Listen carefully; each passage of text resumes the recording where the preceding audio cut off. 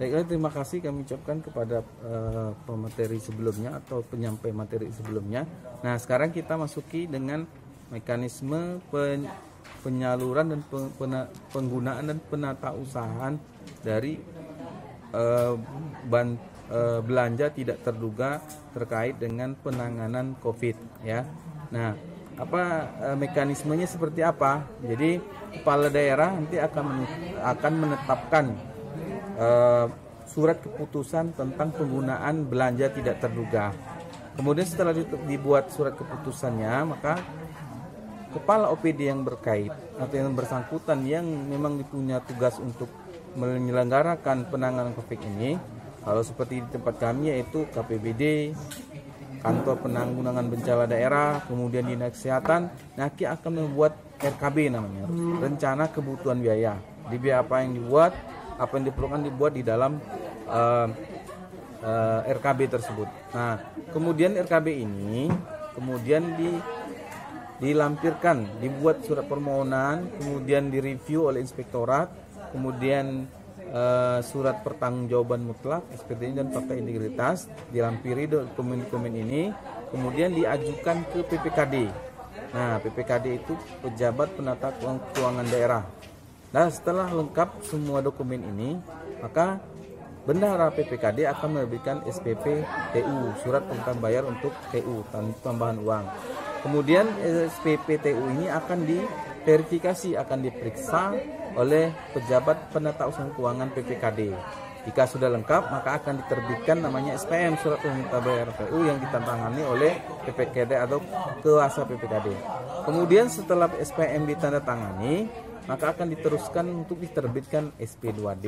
Nah, SP2D ini dari rekening BUD akan ditransfer ke rekening OPD yang terkait. Nah, kelengkapannya itu dalam penerbitan SP2D ini adalah ada kwitansi berita acara serah terima pembayaran, kemudian menerbitkan untuk PPKD harus menerbitkan paling lama 1 hari sejak diterimanya rencana kebutuhan biaya yang sudah diterbitkan setelah sampai di PPKD.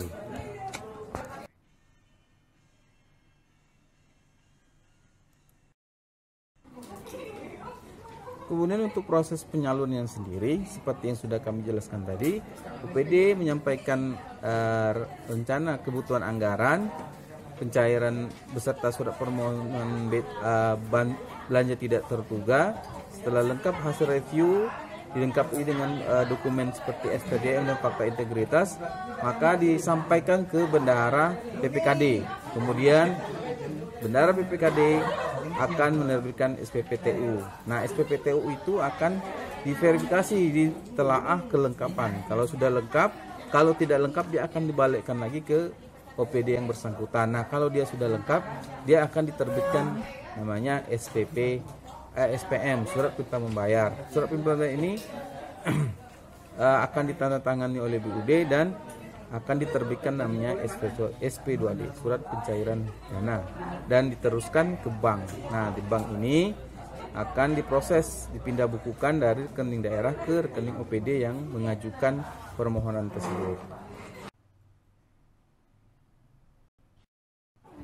Selanjutnya pertanggungjawaban. Ya, uang yang sudah ditransfer ke rekening OPD yang bersangkutan yang menangani masalah COVID tadi itu akan dipertanggungjawabkan. Nah, mekanisme seperti apa? Kepala OPD melalui bendahara pengeluaran menyusun surat pertanggungjawaban atas penggunaan belanja tidak terduga tersebut. Surat pertanggungjawaban tersebut disampaikan kepada PPKD. Nah, untuk kebijakan keuangan dan keuangan daerah itu mengatur setelah PPKD menerima itu maka akan dibukukan dan dijadikan untuk bahan pertanggungjawaban.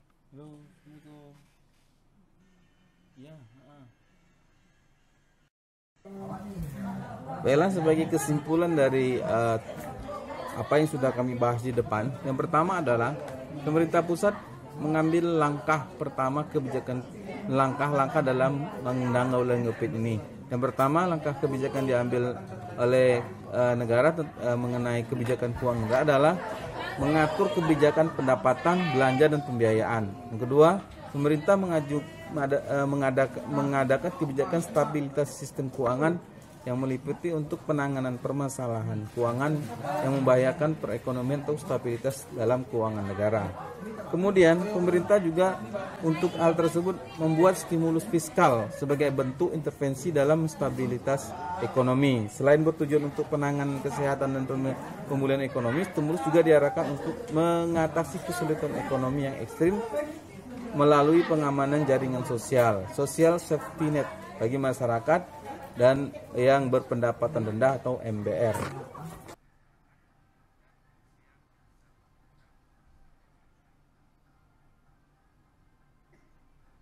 Selanjutnya pemerintah daerah sesuai dengan arahan pemerintah pusat juga melakukan beberapa kebijakan di bidang pengelolaan keuangan. Kebijakan itu seperti melaksanakan bantuan keuangan khusus dalam upaya untuk meningkatkan kualitas jaring pengamanan sosial untuk masyarakat yang berdampak COVID.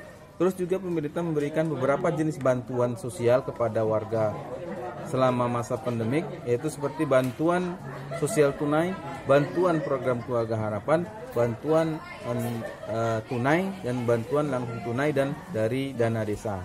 Nah, diharapkan dari ini akan terjadi semua dampak ini bisa kita tanggulangi. Demikian mungkin presentasi dari kelompok kami, dan persilakan kepada kelompok lain yang ingin menanggapi atau menambahkan untuk sempurnanya makalah kami ini. Demikian, wassalamualaikum warahmatullahi wabarakatuh.